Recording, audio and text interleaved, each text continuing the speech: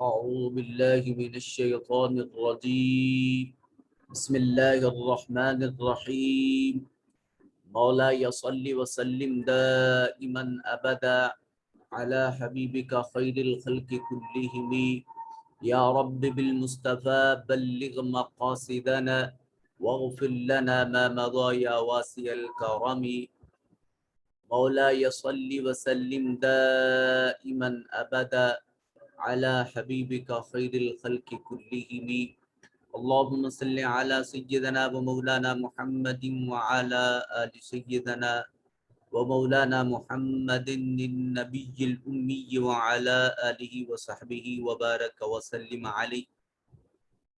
اللہ رب العزت کے فضل و کرم اور آقا علیہ الصلوۃ والسلام کی نالین پاک کے تصدق سے آن لائن عرفان القرآن کورس کی اس کلاس میں حاضر ہیں. پروردگار عالم ہم سب کو قرآن مجید صحیح طور پر سمجھنے اور اس پر عمل کرنے کی توفیق نصیب فرمائے. آج کا ہمارا سبق سورہ البقرہ کا رکوع نمبر 4 اور اس کا کچھ حصہ ہم پچھلے لیکچر میں ریوائز کر چکے تھے. آج اس رکوع کو مکمل کرنے کی کوشش کریں گے. کل ہم نے جو چیز تجوید میں پڑھی وہ الف اور حمزہ کا فرق تھا. الف ہمیشہ ساکن ہوتا ہے اور حمزہ کے اوپر حرکت ہوتی ہے. الف بغیر جھٹکے کے ادا کیا جاتا ہے جبکہ حمزہ جھٹکے کے ساتھ ادا کرتے ہیں. ما قبل اور ما بعد، کسی حرف سے پہلے حرف کو ما قبل کہتے ہیں اور کسی حرف کے بعد والی چیز کو ما بعد کہتے ہیں. یہاں حصہ تجوید ہم کل ریوائز کر چکے تھے اور اس کی تلاوت جو ہے وہ مکمل کر چکے تھے. آج جو چیز ہم نے پڑھنی ہے اس میں ہم گرامر کے لحاظ سے اس کو دیکھیں گے اور لفظی و با محاورہ ترجمہ اور موضوعات. اس میں ترجمہ کا حصہ بھی کچھ ہم کر چکے تھے، آج اس کو ایک بار پھر ریوائز کر لیتے ہیں. بسم اللہ الرحمن الرحیم. واو کا مطلب ہوتا ہے اور، اذ یاد کرو جس وقت. یہ گرامر کی روح سے اسم ظرف زماں ہے اور اس میں اب قرآن مجید کی دیگر تراجم بھی اٹھا کر دیکھیے. جب از کا ترجمہ کیا جاتا ہے تو اس میں لکھتے ہیں اور یاد کرو جس وقت قالا کہا ربو کا آپ کے رب نے للملائکہ فرشتوں کے لیے انی بے شک میں جاعل بنانے والا ہوں فی الارض زمین میں خلیفہ نائب خلیفہ. قالو وہ بولے، کون؟ ملائکہ. ملائکہ بولے کہ اتجعلو کیا آپ بنائیں گے فیہا اس میں من یفسدو ایسی شخصیت ایسا خلیفہ کہ جو فساد کرے فیہا زمین میں ویسفک الدماء اور بہائے خون کو ونحن اور ہم نسبح ہم تسبیح کرتے ہیں بحمدکا تیری حمد کے ساتھ ونقدس اور ہم پاکیزگی بیان کرتے ہیں لاکا تیرے لیے اے پروردگار عالم. تو زمین میں کسی ایسے شخص کو نائب بنائے گا جو اس میں فساد انگیزی کرے گا اور خون ریزی کرے گا، حالانکہ ہم تیری حمد کے ساتھ تسبیح کرتے رہتے ہیں اور ہمہ وقت پاکیزگی بیان کرتے ہیں. قال انی اعلم ما لا تعلمون. اور اللہ رب ذوالجلال ارشاد فرماتے ہیں کہ انی بے شک میں عالم وہ جانتا ہوں ما لا تعلمون جو تم نہیں جانتے ہو. میں ان حقائق سے آگاہ ہوں جو حقائق جن حقائق سے آپ بالکل ناواقف و نابلد ہیں. اب یہاں تفسیری نکتہ تاجدار کائنات صلی اللہ علیہ وآلہ وسلم کی عظمت کے لحاظ سے بڑی ایمان افروز بات ہے کہ یہاں دیکھیے بارگاہ رسالت مآب صلی اللہ علیہ وآلہ وسلم کو خطاب کیا جا رہا ہے. اور از قالا اور جس وقت کہا ربو کا آپ کے رب نے. کاف وہاں لائی جاتی ہے، کاف ضمیر مخاطب ہے. جو شخص بالکل آنکھوں کے سامنے موجود ہو اس سے بات چیت کرنے کے لیے عربک میں کاف ضمیر کا استعمال کیا جاتا ہے، تو اب اس تشریح کی روشنی میں وہ تصور سامنے لائیں کہ بارگاہ خداوندی اور توجہ الہی بارگاہ مصطفیٰ کی جانب ہے، اور تاجدار کائنات صلی اللہ علیہ وسلم کا چہرہ والضحیٰ بارگاہ خدا کی جانب ہے۔ اللہ کی قدرت بارگاہ مصطفیٰ میں چہرہ مصطفیٰ کو دیکھ کر ارشاد فرماتے ہیں، اے پیارے مصطفیٰ وہ وقت یاد کرے جب آدم علیہ السلام کی تخلیق سے قبل خلقت آدم کے ارادے کو فرشتوں پر ظاہر کیا گیا ہے۔ تو گویا تخلیق آدم کا مرحلہ مصطفیٰ کریم علیہ الصلاۃ والتسلیم کی آنکھوں کے سامنے ہوا واقعہ ہے، اور پھر یہاں عالم شہود میں تشریف لانے کے بعد مصطفیٰ کریم علیہ الصلاۃ والتسلیم کو وہ عالم ارواح کی بات دہرائی جا رہی ہے، یاد کروائی جا رہی ہے۔ شاید اسی لیے تاجدار کائنات صلی اللہ علیہ وسلم نے ارشاد فرمایا، کنت نبیم و آدم بین الطین والماء، میں اس وقت بھی نبی تھا جب آدم علیہ السلام ابھی مٹی اور گارے کی کیفیت میں موجود تھے۔ سو کریم آقا صلی اللہ علیہ وآلہ وسلم خدا کے بعد اول تخلیق اس کائنات میں وہ رسالت مآب صلی اللہ علیہ وآلہ وسلم ہے۔ یہ قرآن مجید کا یہ کنٹیکس بتا رہا، اس میں کوئی محبت اور عقیدت کی بات نہیں ہے۔ آپ اس کو گرامیٹیکلی یہاں یہ اولیت مصطفیٰ اور اول تخلیق مصطفیٰ فی القونین، یہ تاجدار کائنات صلی اللہ علیہ وآلہ وسلم کی ذات اقدس کو ثابت کیا جا سکتا ہے۔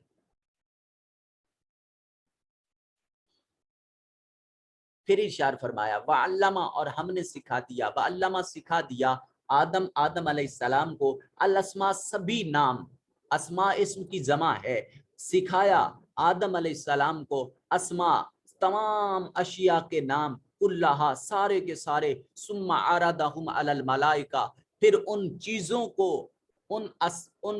کو جن کے ناموں کو آدم علیہ السلام کو سکھایا گیا، وہ چیزیں فرشتوں پر پیش کر دی گئی۔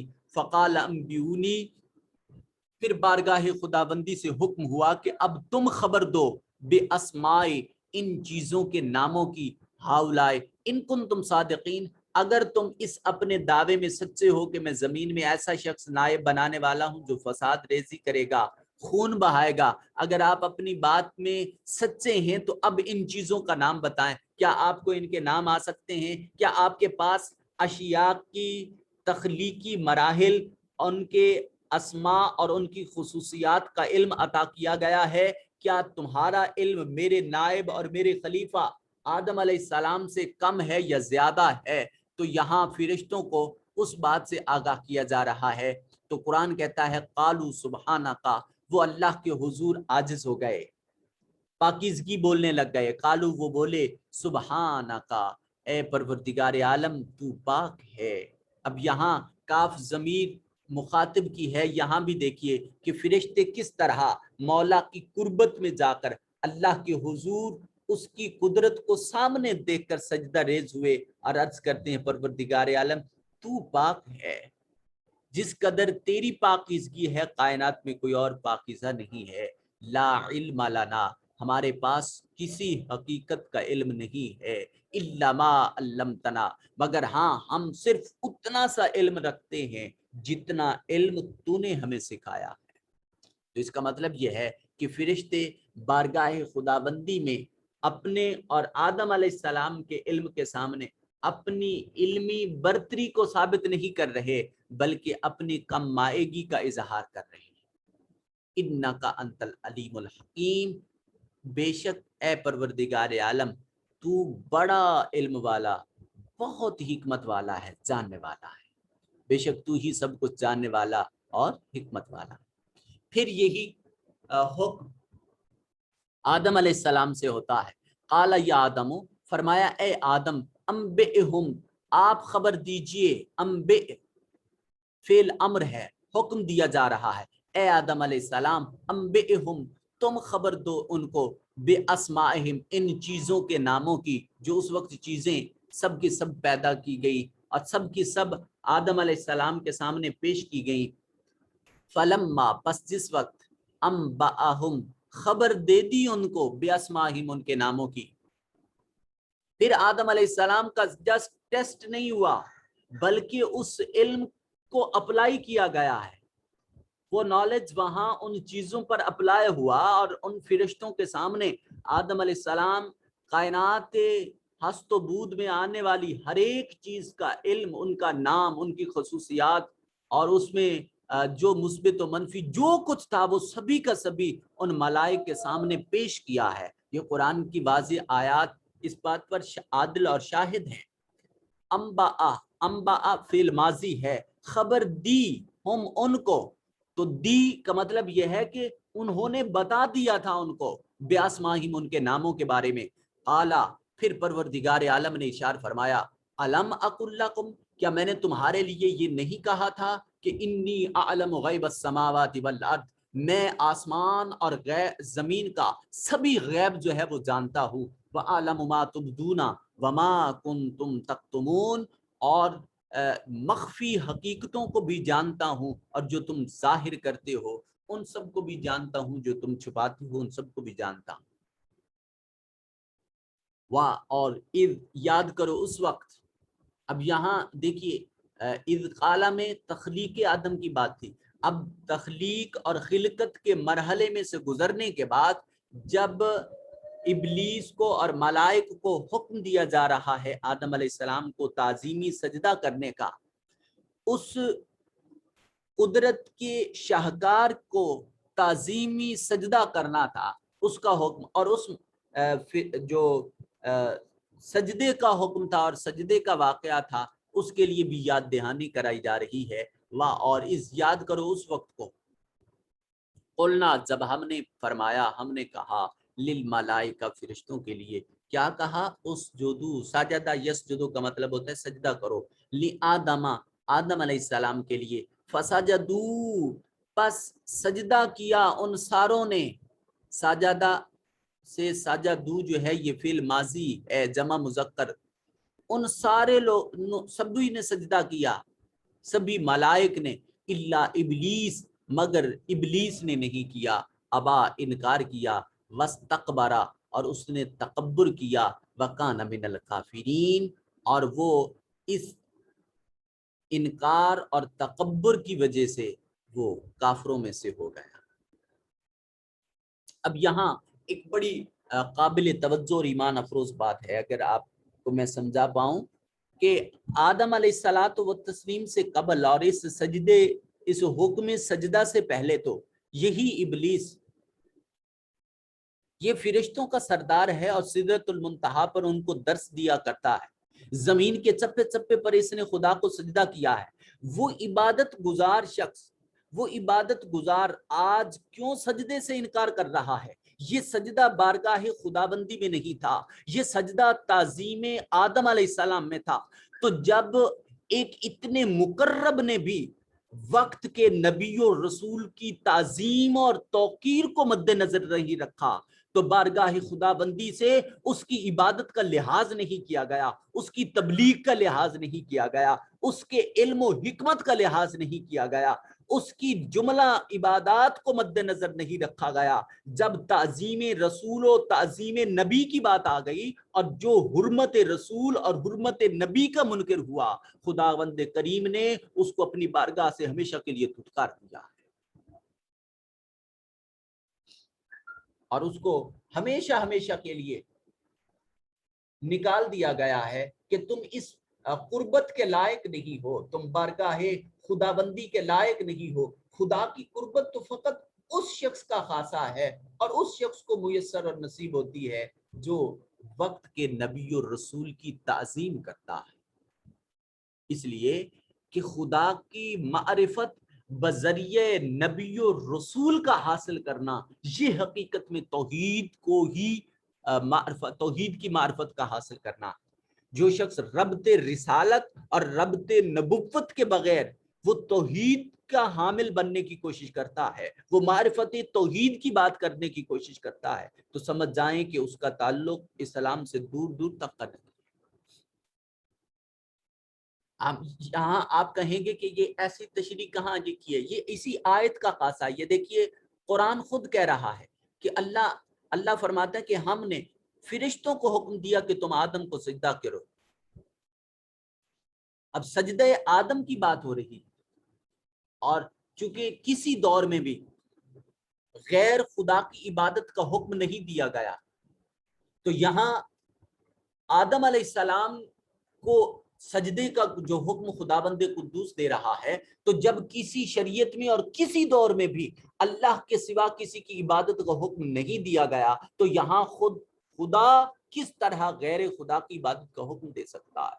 تو گویا یہاں اللہ رب ذوالجلال اپنی اس اول تخلیق اور بشریت میں اول تخلیق جو آدم علیہ الصلوۃ والتسلیم کا خاصہ ہے، ان کو جو سجدہ کروا رہے تھے وہ سجدہ تعظیمی تھا، نہ کہ سجدہ عبادت تھا. فَأَزَلَّهُمُ الشَّيْطَانُ. اچھا، پھر اب اس واقعے کے بعد اگلی آیت میں سکونت آدم اور حوا سلام اللہ علیہما، ان دونوں میاں بیوی کی سکونت جنت میں، اس کا تذکرہ کیا جا رہا ہے اور وہ وعدہ کیا جا رہا ہے. یہاں چونکہ آج وقت ہے، میں تھوڑا باتوں کو وضاحت کے ساتھ آپ کے سامنے رکھتا چلوں.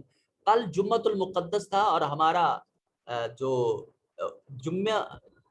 ہر جمعہ کو ایک ایکٹیویٹی اور ایک کام وہ یہ کہ بارگاہ رسالت مآب صلی اللہ علیہ وآلہ وسلم میں درود و سلام کا تحفہ پیش کیا جاتا ہے. جب آدم علیہ الصلوۃ والتسلیم کو جنت میں تخلیق کیا گیا، تو آدم علیہ الصلوۃ والتسلیم اپنی اس بشری لباس کے ساتھ وہاں اتنی خوبصورت جنت میں بھی کسی چیز کی کمی محسوس کر رہے تھے، اور پھر ان کی پسلی سے حضرت حوا سلام اللہ تعالی علیہ کو تخلیق کیا گیا.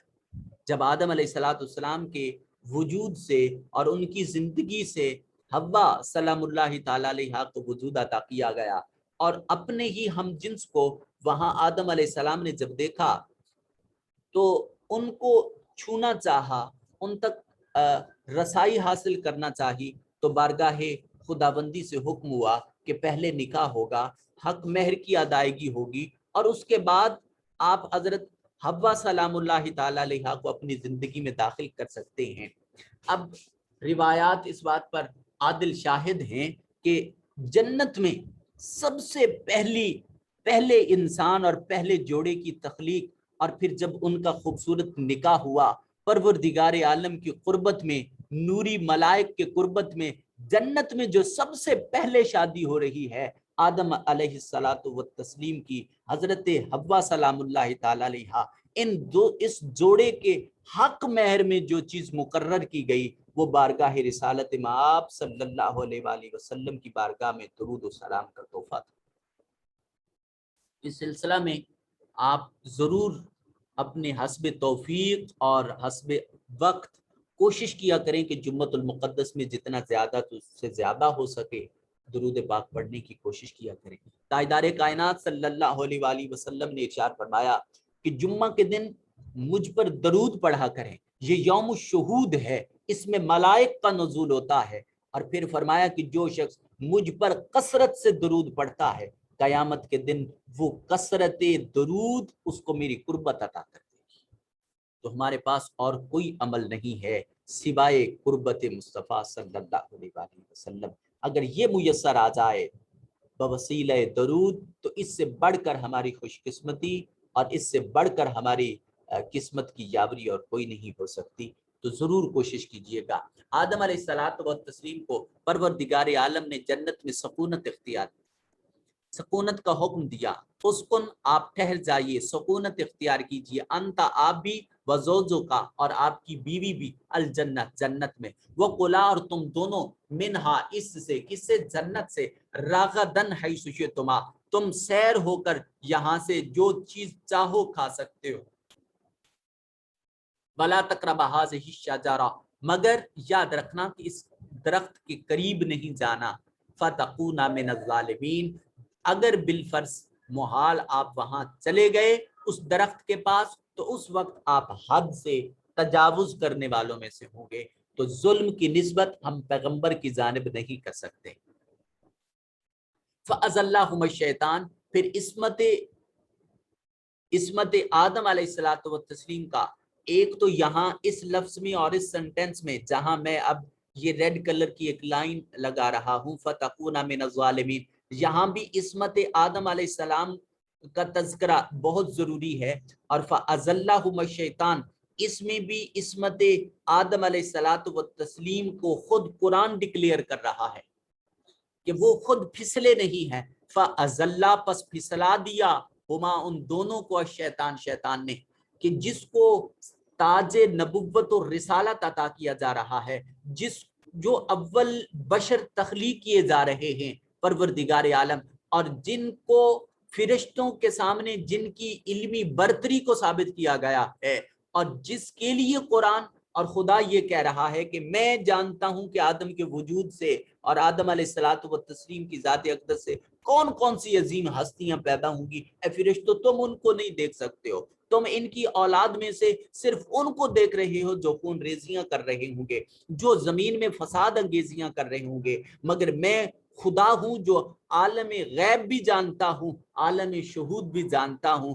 میں اپنی حکمت سے اور اپنے علم سے بتا رہا ہوں کہ جو کچھ میں جانتا ہوں وہ تم نہیں جان سکتے ہو۔ آدم علیہ، تو جو ایسی عظیم ہستی اتنی نوازشات میں ہو، وہ پھسل نہیں سکتی، ہاں ان کو پھسلایا گیا۔ فَأَخْرَجَهُمَا، پھر اللہ فرماتے ہیں ہم نے فَأَخْرَجَ، پس نکال دیا، ہما ان دونوں کو، مما اس میں، کانا جو وہ دونوں تھے، فی ہے اس میں، وَقُلْنَا اهْبِطُوا، اور ہم نے حبوط کا حکم دیا، اترنے کا حکم دیا، کس سے؟ جنت سے۔ تو اس کا مطلب ہے جنت بلند ترین مقام پر ہے جہاں سے حبوط کیا گیا، نزول کیا گیا آدم علیہ السلام کا۔ بعضکم لبعض عدو، جب ان کی اولاد میں سے، ان کی ذریت میں سے ایسے ہوں گے جو ایک دوسرے کے دشمن ہوں گے۔ اور یہ قرآن کی آج سے 1400 سال کے دیے ہوئے اس حکم اور اس سٹیٹمنٹ کو آج آپ اپنی مشاہداتی آنکھ سے دیکھ سکتے ہیں۔ بھائی بھائی کا گلا کاٹتا ہوا دکھائی دیتا ہے، اب دوست دشمن بنتے دکھائی دے رہے ہیں، یہاں تک کہ ماں جس کی ممتا اور جس کی محبت اور جس کا پیار دنیا میں ضرب المثل کے طور پر مشہور ہے، وہ ماں بھی کبھی کبھی چشمے فلک دیکھتی ہے کہ وہ ماں بھی بچوں کا گلا گھونٹتی ہوئی دکھائی دیتی ہے۔ تو یہ بعضکم لبعض عدو، قرآن کے 1400 سال پہلے جو تاجدار کائنات صلی اللہ علیہ وسلم کی ذات اقدس پر یہ سٹیٹمنٹ نازل ہوئی، اس کا عکس آج بھی، اور صرف عکس نہیں بلکہ اس کا 100% مشاہدہ ہم اپنی آنکھوں سے دیکھ رہے ہیں۔ وَلَكُمْ فِي الْأَرْضِ، اور زمین میں تمہارے لیے مستقر ٹھہراؤ ہے، وَمَتَاعٌ إِلَىٰ حِينٍ، اور ایک مدت مقرر ہے کہ تم زمین سے نفع حاصل کر سکتے ہو۔ یہاں انسان کا اس زمین میں ٹھہراؤ کی مدت کا تعین ہے، جس کو ایگزیکٹلی نہیں بلکہ اجمالی طور پر بیان کیا گیا کہ ہر شخص کی مدت متعین ہے، اس نے ہمیشہ نہیں رہنا، اس متعین مقررہ حدود میں رہتے ہوئے اس نے اس دنیا کی نعمتوں سے لطف اندوز ہونا ہے۔ فَتَلَقَّى، پس سیکھ لیا آدم علیہ السلام نے، من ربہ، اپنے رب کی طرف سے، کلمات، کچھ کلمات، پس تابا، رجوع کیا، توبہ کی، علیہ، اس کی طرف، انہو، بے شک وہی، ہوا وہ، التواب، بہت توبہ قبول فرمانے والا، الرحیم، بہت مہربان ہے۔ بس آدم علیہ السلام نے اپنے رب سے عاجزی اور معافی کے چند کلمات سیکھ لیے، بس اللہ نے ان کی توبہ قبول فرما لی، بے شک وہی بہت توبہ قبول فرمانے والا۔ اللہ کے حضور توبہ سے بڑھ کر دنیا کا کوئی بھی مقبول اور محبوب عمل اللہ کے نزدیک نہیں ہے۔ بارگاہ رسالت مآب صلی اللہ علیہ وسلم میں درود کے بعد سب سے بہترین عمل اللہ کے حضور توبہ ہے۔ صوفیاء کرام فرماتے ہیں کہ جس شخص کو توبہ کی توفیق میسر آتی ہے، وہ یہ یقین رکھے کہ اللہ نے اس کو معاف کر دیا ہے۔ لوگوں نے پوچھا کہ ایسا کیوں؟ فرمایا کہ خدا توفیق اسی شخص کو توبہ کی دیتا ہے جس شخص کی توبہ کو اس نے قبول کرنا ہو۔ جس کی توبہ کو قبول ہی نہیں کرنا، پھر اس کو توفیق دینے کا مقصد کیا ہے؟ تو یہاں بھی دیکھیے آدم علیہ السلام اسی صوفی ازم جو ہمیں بتایا جاتا ہے، اسی ریالٹی کو بتایا جا رہا ہے کہ فتلقى آدم علیہ السلام نے تلقی کی ہے، انہوں نے سیکھ لیا ہے. تو بھائی سکھایا کس نے ہے؟ اللہ رب ذوالجلال نے. تو جب آدم کی توبہ کو قبول ہی نہیں کرنا تھا تو پھر کلمات کو سکھایا کیوں ہے؟ تو اس کا مطلب یہ ہے کہ توبہ کا راستہ جو ہموار کیا جاتا ہے، وہ راستے کی ہمواری، وہ قبولیت پہلے سے ہو چکی ہوتی ہے، اب اس کے لیے بہانہ بنایا جاتا ہے. رحمت خدا بہانہ میں جویا، اللہ کی رحمت تو بخشش کے بہانے تلاش کرتی ہے، کسی نہ کسی طور طریقے سے میرا بندہ میری بارگاہ میں واپس پلٹا. اور یہ توبہ کیا تھی، اس میں بھی عظمت مصطفی صلی اللہ علیہ وسلم آشکار ہوتی. بارگاہ رسالت میں آپ صلی اللہ علیہ وسلم میں رجوع کر کے آدم علیہ السلام اللہ کے حضور عرض کرتے ہیں، پروردگار عالم اب میری بخشش فرمائیے بوسیلہ محمد مصطفیٰ صلی اللہ علیہ وسلم. تو حضور کے عالم شہود میں جلوہ گری سے قبل ابو البشر حضرت آدم علیہ السلام وہ توسل ذات مصطفیٰ صلی اللہ علیہ وسلم سے اللہ کے حضور دعا کریں تو خدا ان کی توبہ قبول فرما لیتا ہے.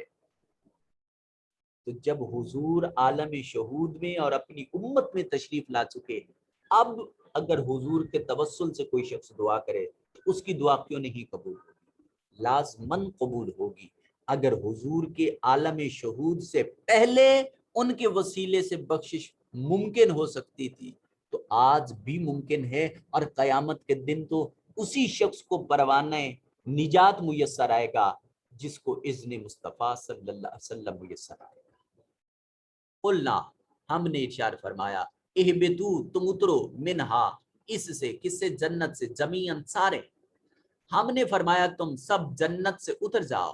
فَإِمَّا پس جب کبھی، یَأْتِيَنَّکُمْ تمہارے پاس آ جائے، منی میری طرف سے، ہدن ہدایت، فا پس من تابعہ جو شخص تابعہ اتباع کرے، خدا یا میری ہدایت کی، فلا خوفن پس کوئی ڈر نہیں ہوگا، علیہم ان پر، ولا ہم یحزنون اور نہ وہ غمگین ہوں. اب یہ دیکھیے یہاں آدم علیہ الصلوۃ والتسلیم کی عصمت کی طرف ایک اور بھی اشارہ کیا جا رہا ہے، اور وہ یہ ہے، قرآن کہہ رہا ہے کہ ہم نے ان ساروں کو کہا، ساروں سے مراد کہ جو آدم علیہ الصلوۃ والتسلیم کی معیت میں ان کے توسل سے جن کو اللہ نے جنت میں سکونت اختیار کروائی ہوئی تھی، ان سبھی کو حکم ہوا کہ تم سارے کے سارے زمین پر اتر جاؤ. اور پھر ساتھ ہی ارشاد فرما دیا، فَإِمَّا يَأْتِيَنَّكُمْ پھر جب کبھی میری ہدایت تمہارے پاس آ جائے. اس کا مطلب یہ ہے کہ آدم علیہ السلام سے اس وقت بھی تسلی اور ایک یوں کہہ لیں کہ ایک پردے میں یہ کہا جا رہا تھا کہ اے آدم تیرا زمین پر اتارا جانا بھی حکمت سے خالی نہیں ہے، اس میں تیری خطا و لغزش نہیں ہے. فَأَزَلَّهُمَا کا اس میں مداخلت ہے کہ شیطان نے تمہیں پھسلایا ہے، تیرا ذاتی عمل نہیں ہے، مگر چونکہ ایک عمل وقوع پذیر ہو چکا ہے تو اب اس وقوع کے پیش نظر زمین پر اتارا جانا حکمت کے تحت ہے. اور یاد رکھنا کہ ہمیشہ کے لیے تمہیں زمین پر نہیں رکھنا، تمہارے پشت سے، تمہاری صلب سے، چونکہ میں نے انبیاء کرام علیہ السلام کو پیدا کرنا ہے، اور سب سے بڑھ کر نبی مصطفیٰ حضرت محمد مصطفیٰ صلی اللہ علیہ وآلہ وسلم کو تخلیق کرنا ہے. سو کبھی بھی تمہیں زمین پر جو ہے اسی طرح نہیں رکھا جائے گا. فَإِمَّا يَأْتِيَنَّكُمْ ہدایت آئے گی میری تمہارے پاس، بس اس ہدایت کا منتظر رہنا. کب؟ بارگاہ رسالت، کب؟ بارگاہ خدا بندی سے وہ ہدایت کا سامان میسر آتا ہے. فمن تابعہ پس جس شخص نے بھی، جو شخص بھی اس کی اتباع کرے گا، خدایا میری ہدایت کی، تو پھر فلا خوفن وہ جو جنت سے زمین پر نزول کے بعد ایک خوف و ہراس قلب و ذہن میں تھا، اور وہ ایک جدائی و افتراق بارگاہ خداوندی اور جنت سے جدائی کے بعد جو دل میں ایک خوف اور ایک غم کی کیفیت تھی، وہ سبھی جب ہدایت کی اتباع اور پیروی ہوگی تو وہ سبھی ایک بار پھر ختم ہو جائیں گے. تو اس کا مطلب یہ ہوا کہ جو شخص بارگاہ خداوندی سے ملی ہوئی ہدایت کو اور اس تیقن کو اپنے وجود میں اور اپنی زندگی میں اپنا لیتا ہے تو اس ہدایت الہی کے میسر آنے کے بعد اس وجود میں خوف ختم ہو جاتا ہے، سوائے خوف الہی کے، خشیت الہی کے، اور غم، حزن، ملال یہ بھی ختم ہو جاتا ہے۔ اب خوف اور حزن میں بڑی خوبصورت تشریح ہے، اب ہماری ایک آیت رہ چکی، آپ اس کو بڑے غور سے دیکھیے۔ خوف وہ ایسے ڈر کو کہتے ہیں جو صرف اپنی ذات کا ہو، اور حزن اس ڈر کو کہتے ہیں جو اپنی ذات سے متعلقہ عبور کی نسبت سے ہمیں کوئی خوف ہو۔ مثلا ایک ماں ہے، وہ ماں ذاتی طور پر بیمار ہوتی ہے تو اس کو اپنی اس ذاتی بیماری کا جو ڈر ہوگا اس کو خوف کہیں گے۔ اب اگر اس کا بیٹا بیمار ہوتا ہے، اس کی لخت جگر بیٹی بیمار ہوتی ہے، وہ اپنی اولاد کی بیماری کی وجہ سے جو اس کو ڈر ہے اس کو حزن کہا جاتا ہے۔ اب اس تشریح کے ضمن میں دیکھیے، ہم اولیاء کرام کی بارگاہ میں کیوں جاتے ہیں، ان سے اپنی نسبت اور اپنا تعلق اور خدا والوں سے اپنا تعلق کیوں مضبوط رکھتے ہیں؟ خدا کا کلام یہ کہتا ہے کہ جو شخص اللہ کی ہدایت کی اتباع کر لیتا ہے تو اس کو نہ تو اپنی ذات کا غم ہوتا ہے اور نہ اس کی صحبت میں آنے والوں کی طرف سے اس کو غمگین نہیں کیا جاتا۔ جو اس کے حلقہ طریقت میں آ جاتا ہے، پھر اس کی وجہ سے، اس مقرب شخص کی وجہ سے، اس کی حلقہ طریقت، اس کے حلقہ نسبت اور اس کی بارگاہ میں آنے والے لوگوں کی جانب سے بھی اس کو خائف نہیں کیا جاتا، اس کو حزن و ملال میں سے نہیں گزارا جاتا، بلکہ اس کی مشیت کے مطابق اس کے حلقہ طریقت میں آنے والوں کو بھی خوشی سے نواز دیا جاتا۔ یہ اللہ کی رحمتیں ہیں، جس پر جتنی چاہے خدا عطا فرما دیتا۔ والذین کفروا وکذبوا، اور وہ لوگ جنہوں نے کفر کیا اور جھٹلایا بآیاتنا، ہماری آیتوں کو، اولئک وہی لوگ ہیں اصحاب النار، جو آگ والے ہیں، ہم فیہا خالدون، وہ ہمیشہ اسی آگ میں رہیں گے۔ تو گویا آج ہم نے تخلیق آدم کا واقعہ پڑھا، فرشتوں کا سوال کہ ایسا انسان تخلیق ہوگا جو خون ریزی کرے گا، تاجدار کائنات صلی اللہ علیہ وسلم کے علم غیب پر استدلال کیے، یہاں حضرت آدم علیہ السلام کو تمام اشیاء کا علم عطا کیا گیا، علم ملائکہ کو حضرت آدم علیہ السلام کے علم سے موازنے کا حکم، فرشتوں نے اس پر عاجزی کا اظہار کیا، پھر حضرت آدم کو فرشتوں پر علمی برتری کا عطا کیا جانا، یہ آج ہم نے سیکھا۔ فرشتوں کو آدم علیہ السلام کو سجدہ کرنے کا حکم ہوا، جس پر ابلیس نے تعظیم نبی نہ کرنے کی وجہ سے اس کو بارگاہ خداوندی سے مردود ہو جانا پڑا۔ انکار اور تکبر یہ زوال کا سبب بنتا ہے۔ ہمیں اپنی زندگی سے اللہ کے احکامات اور رسول پاک صلی اللہ علیہ وسلم اور دین اسلام کے کسی بھی حکم کا نہ انکار کرنا ہے اور نہ ہی ان پر تکبر کرنا ہے۔ یہ انکار و تکبر زوال کا سبب بنتے ہیں۔ ہر وہ شخص جس کا حکم ہمیں ماننا واجب ہے، جس کی پیروی ہمیں کرنا ضروری ہے، جس کا حکم ہمارے لیے باعث نجات ہوگا، چاہے وہ اللہ پاک کی ذات اقدس ہے، قرآن مجید ہے، رسول گرامی قدر ہیں، وہ ہمارا وقت کا بادشاہ ہے، وہ ہمارا استاد ہے، وہ ہمارے والدین ہیں، کوئی بھی ہے جس کا حکم ہم پر واجب ہے، ان کے حکم سے انکار اور ان کے سامنے تکبر یہ ہمیشہ بیٹے زوال کا سبب بنتا ہے۔ حضرت آدم اور حضرت حوا سلام اللہ تعالی علیہ کا جنت میں مقیم ہونا درخت کے قریب جانے کی آزمائشی ممانعت تھی، شیطان کا پھر پھسلانا، جنت سے خروج و حبوط، انسان کا باہمی تضاد، عداوت اور جدلیات کا قرآنی فلسفہ، وہ بعض کا دشمن ہوگا جس کا آج ہم مشاہدہ کر رہے تھے، یہ وہ والی بات ہے۔ انسان کے لیے مستقر اور متاع کی فراہمی، حضرت آدم کو بارگاہ خدا سے توبہ کی تلقین و تعلیم، یہ 12 لکھا گیا، یہ بارگاہ خدا ہونا تھا، مجھ سے غلط ٹائپ ہو گیا۔ حضرت آدم کی قبول توبہ کی بات ہوئی، ہدایت کی پیروی پر حزن و ملال دور کر دیا جاتا ہے۔ کفر اور تکذیب آیات الہیہ یہ جہنم کا سبب بنتے ہیں۔ کبھی کفر اور تکذیب کو پاس نہیں آنا چاہیے، اور کفر کی پہلی سیڑھی تکذیب اور جھوٹ بولنا ہے۔ اللہ تعالی ہم سب کو قرآن مجید صحیح طور پر پڑھنے، سننے، سمجھنے، اس پر عمل کرنے اور دوسروں تک پہنچانے کی توفیق میسر نصیب فرمائے۔ اللہ کریم ہماری حاضری اپنی بارگاہ میں قبول و منظور فرمائے۔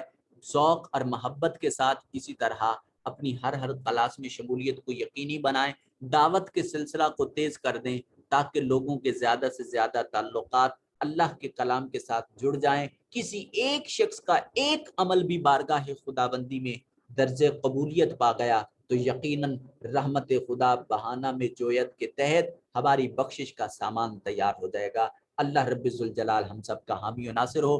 والسلام علیکم ورحمۃ اللہ وبرکاتہ۔